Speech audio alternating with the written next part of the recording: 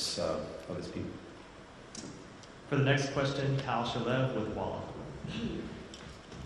Secretary Blinken, reportedly there are disagreements between you and the Israeli government about the way forward regarding the timetable.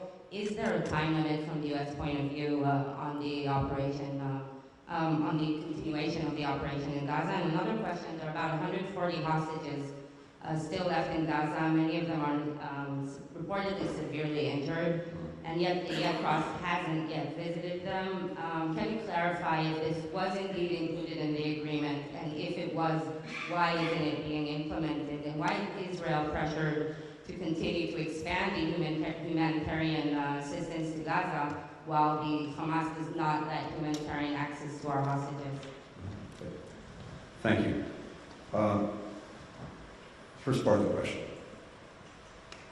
We support, continue to support, will continue to support Israel's efforts to do everything possible to ensure that Hamas cannot repeat the horrors of October 7th.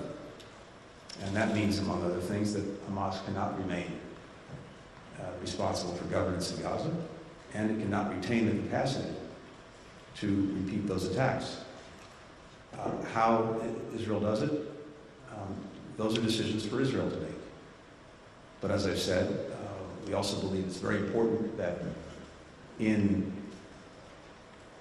engaging in that effort, the way it does matters, makes a big difference.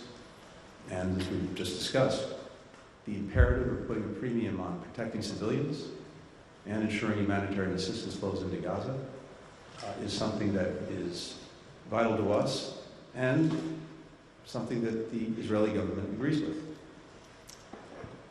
On the hostages, I'm not going to get into any negotiations or any agreements, but clearly it would be very beneficial and important for the Red Cross to have access to hostages, to be able to check on their well-being and condition.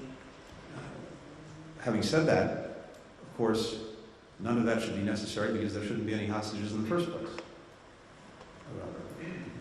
That horrific part of what Hamas did on October 7th is something that we are dealing with now every single day. The positive development is, as I said, we're now completing the 7th day where hostages have been returned to their families.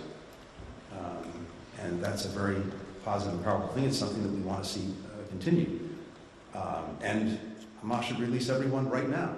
But in the absence of doing that, and as this process, I hope, continues, yes, it would be very good for the Red Cross to have access and to see them.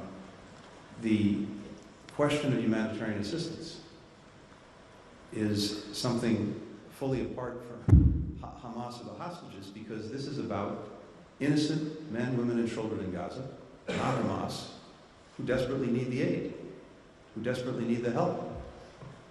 Conditions in Gaza are very, very, very difficult, severe,